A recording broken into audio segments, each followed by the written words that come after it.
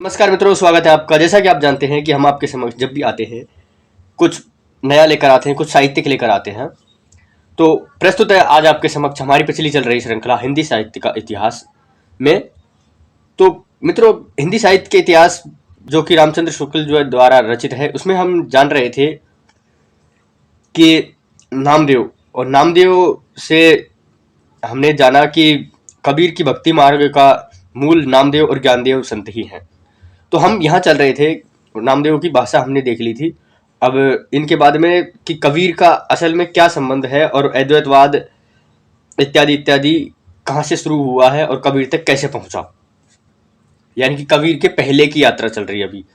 नामदेव की रचना के आधार पर यह कहा जा सकता है कि निर्गुण पंथ के लिए मार्ग निकालने वाले नाथ पंथ के योगी और भक्त नामदेव थे। जहां तक पता चलता है, निर्गुण मार्ग के शिष्ट प्रवर्तक कबीरदास ही थे, जिन्होंने निर्दिष्ट प्रवर्तक यानी कि मूल प्रवर्तक जो थे, जिन्होंने एक और तो स्वामी रामानंद जी के शिष्य होकर भारतीय अद्वैतवाद की स्थूल बातों को ग्रहण की और दूसरी ओर योगियों और सूफी फकीरों के संस्कार प्राप्त किए। वैष्णवों से उन्हें अहिंसावाद और प्रवृत्तिवाद लिए।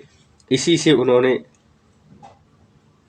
से उनके संस्कार प्राप्त किए उन्होंने अहिंसावाद इसी से उनके तथा निर्गुणवाद वाले दूसरे संतों के बचने में कहीं भारतीय अद्वैतवाद की झलक मिलती है, तो कहीं योगियों के नाड़ी चक्र की, कहीं सूफियों के प्रेम तत्व की, कहीं पैगंबरी कट्टर खुदावाद की और कहीं अहिंसावाद की। अतः तात्विक दृष्टि से न तो हमें इन्हें पूरा अद्वैतवादी कह सकते हैं और न एकेश्वरवादी। दोनों का मिला जुला भाव इन्हीं की वाणी में मिलता है। इनका लक्ष्य एक ऐसी सामान्य भक्ति पद्धति का प्रचार करना था जिसे हिंदू और मुसलमान दोनों योग दे सके और भेदभाव का कुछ परिहास हो।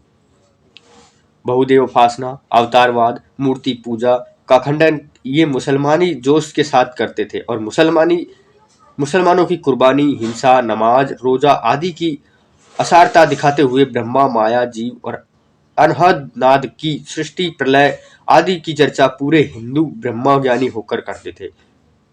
सारांश यह है कि ईश्वर पूजा की उन भिन्न भिन्न बाह्य विधि पर से ध्यान हटाकर जिनके कारण धर्म में भेदभाव फैला हुआ था, ये शुद्ध ईश्वर प्रेम और सात्विक जीवन का प्रचार करना चाहते थे। इस प्रकार देश में सगुण और निर्गुण के नाम पर भक्ति काव्य की दो धाराएं विक्रमी 15वीं शताब्दी के अंतिम भाग से लेकर 17वीं शताब्दी के अंत तक समानांतर चलती रहीं। भक्ति के उत्थान काल के भीतर हिंदी भाषा के कुछ विस्तृत रचना पहले कबीर की ही मिलती है। अतः निर्गुण भक्ति के उत्थान काल के भीतर हिंदी भाषा की कुछ विस्तृत रचनाएं पहले ही कबीर की ही मिलती है। अतः पहले निर्गुण मत के संतों का उल्लेख उचित ठहरता है। यह निर्गुण धारा दो शाखाओं में विभक्त हुई, एक तो ज्ञानाश्रयी शाखा और दूसरी शुद्ध मार्गी प्रेम मार्गी सूफी शाखा, सूफियों की।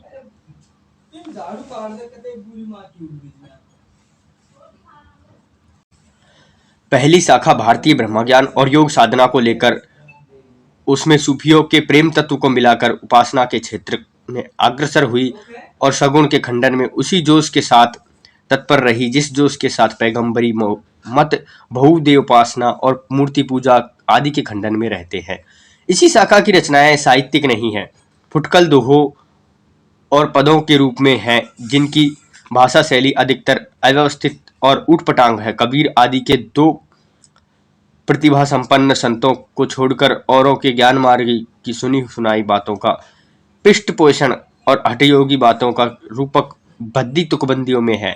भक्ति रस में मग्न करने वाली सरसता भी बहुत कम पाई जाती है। यह बात है कि इस पंथ का प्रभाव शिष्ट और शिक्षित जनता पर नहीं, क्योंकि उनके लिए न तो इस पंथ में कोई बात थी, न नया आकर्षण। संस्कृत बुद्धि, संस्कृत हृदय और अपनी वाणी का यह विकास इस शाखा में नहीं पाया जाता तो शिक्षित समाज को अपनी ओर आकर्षित करता, पर अशिक्षित निम्न श्रेणी की जनता और इन संत महात्माओं का भारी उपकार है।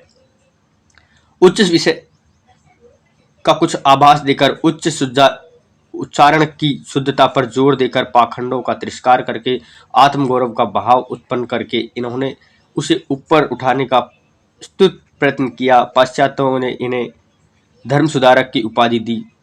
वह इसी बात को ध्यान में रखकर यहाँ पर हमने जाना कि किस प्रकार निर्गुण पंथ का उदय हुआ।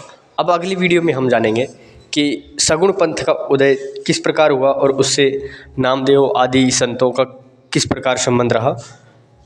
आज की वार्ता यहीं तक, मिलते हैं फिर वीडियो में नई में। नमस्कार, धन्यवाद, बने रहिए हमारे साथ। पुनः धन्यवाद।